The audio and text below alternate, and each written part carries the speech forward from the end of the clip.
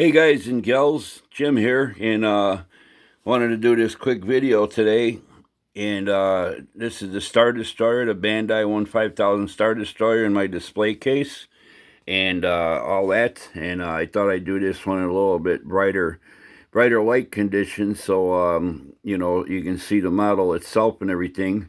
I did show this display case when I picked it up about a week or so ago and all that, and I did some work on it. Added a little bit of more to the base and did some lighting in it. So we're gonna switch that on, show you what it looks like. And that pretty much I just use LED tape underneath, shining down, and I built myself a little wood frame to match the display case, and just glued some wood blocks in there to give it the little gap in there and everything. And I think it looks pretty cool. It's just plain old blue, just a regular LED tape, nothing where they're close together, nothing like that. But that's that. And like I said, it goes all the way around the perimeter, all four sides and everything. So that's that. I like the case. It's hard to keep the dust off, but at least it keeps the dust off the model. The model itself, like I said, I'm doing this one in a little bit lighter light conditions, so you can actually see the model better. And I'll probably come back and do another video with the model when it's a little bit darker and everything. But I just went with the ship. It's the color of the plastic itself. I thought it looked good. It's like an off-white, a little bit leaning towards a very, very light gray and everything. So I thought it was a good representation. Being I didn't have to do no light blocking or anything like that, I was kind of happy about that. I didn't want to take a chance of getting, even just giving it fine mist coats of having to go and poke through all the little window openings, because they are tiny.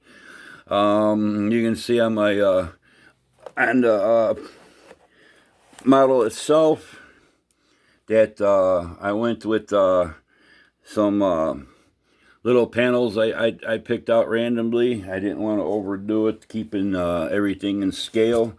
The smaller the model, the more you want to try to keep things in scale with everything. I can't seem to find some stuff that I wanted to use, but we'll get to it. Anyway, what I do with my with models like this, I did one way back to the Republic Star Destroyer. I masked off all the individual panels that I wanted to paint in different shades and all that, and that was a real lot of work and stuff. But what I do with my models is I pick up at Hobby Lobby. They're artist colored pencils. They're actually like a chalk. In that, I was going to keep them out here to show you guys, and for some reason I don't know where I put them.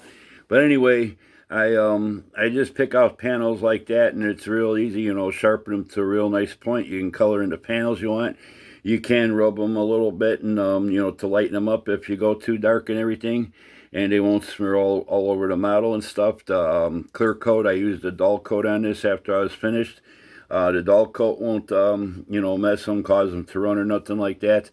So I just wanted to keep things subtle and everything. I didn't do a panel line wash because, like I said, as far as I've read, they didn't do any kind of weathering or panel line washes on these models for the movies and stuff.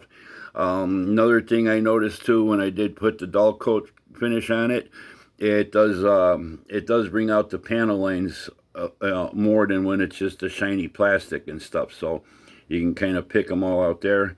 But like I says, the smaller the model, the lighter you want to go, because you keep things in scale. If it was a bigger model, you could go way more. The panel line wash might not be that bad. If you use like a lighter gray, something a little bit darker than what the model is. But in this case, being so small, I wanted to keep things in line and stuff. So, but anyway, I did my own lighting. I happy the way it looks. There's my little blockade runner. I use a little red Sharpie. It's a ultra fine point marker to do the red striping and stuff on that. And I'm happy the way that came out. I did the back of the engines, kind of, sorta. I did weather it a little bit with a real light gray wash, kind of like what I did the 1000 scale blockade runner I did. The Millennium Falcon, I just painted her a light aircraft gray. I did weather. You'd be surprised when you look at this and you real close. They do have all the detail on the top of it as far as those little vents and stuff like that. So I did weather the top of it. My camera's not going to want to focus because it's so small. But I did weather her up. And on the back, I took a blue Sharpie, same thing like the red, and I did where the blue engine lights would be and stuff. So I got that there and everything. And I used piano wire to hold up little stuff like that, so it's almost a little bit invisible, you know, when you look at it from a distance and stuff. It kind of blends in instead of a big gaudy piece of plastic screw or something, or brass tubing or brass rod. It's piano wire. I think this is about 15 thousandths. It's kind of like one of your smaller strings on a guitar diameter and stuff. So anyway, that's the model in the display case.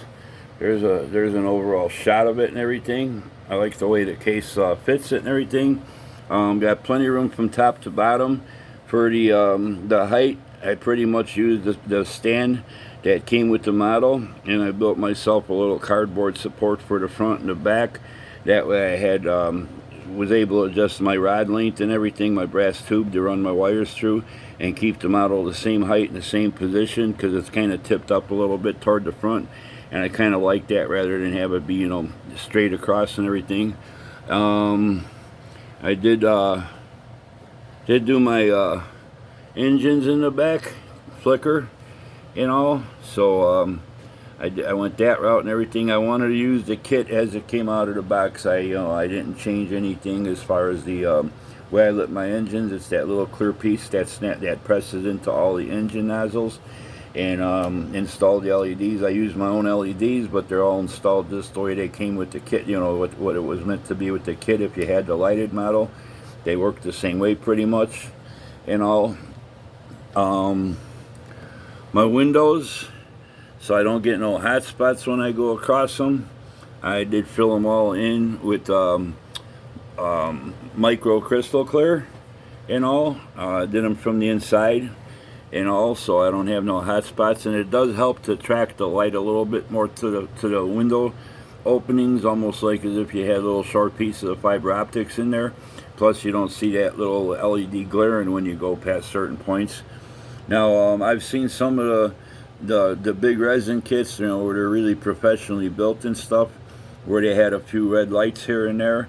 I just did them along the side trenches. I just picked out a few places here and there, and I used some Model Master Clear Red on the inside of the window openings, being I had the crystal clear in there and all that. So I just took a little toothpick and dabbed a little dot of clear red on them and stuff. So I think that gave it a little bit of more interest and detail and stuff like that. The base is pretty cool. Like I said, the bottom part of the clear base, I painted it from the underside with a satin black, so it looks almost like a black mirror from the top. So you can see the landing bay on the underside, you know, lit up and everything and all, and then that little area with the windows in the front by that smaller landing bay or whatever that one is. Careful there. But I do have the landing bay all lit up and all that. Everything, you know, on the underside. So I'm happy with the way that turned out. Other than that, like I said, I wanted to do this video with the glass case. I'll come back with another video and that when it's a little darker, so you can see a little bit more of the something I worked out with the lighting and all that. There's the other side of it and all, and it's hard to film these lit models and everything, but there's a top shot at the top of it and everything like that. So though it is small in size, and I was kind of hesitant at first, being I did build that Revell build and play one, which is about 4 inches longer and all. I decided to pick this one up, and I'm glad I did. It's like, it's worth the money just for the detail. As you can see, along the trench, the inside of the trench. It's got detail not only on the trench walls, but on the bottom and top of the uh, hull or whatever you want to call it and stuff. So that's pretty much it. So I'll probably come back either later on this evening with another video with lower light conditions, so the lights pop a little more, or I'll wait till tomorrow or something. But other than that, everything went together. It is all glued together. And one thing I will say is, if you're doing the battery deal, with the lighted kit or whatever, it's fine. You're going to have some issues up along the front of the main superstructure. On that lower level right there, there's a big gap. If you're using the battery pack with the batteries, you're going to have a great big gap there, and it's going to really, it's a pretty good gap. But since I glued everything together, I was able to fill all that in from the inside with my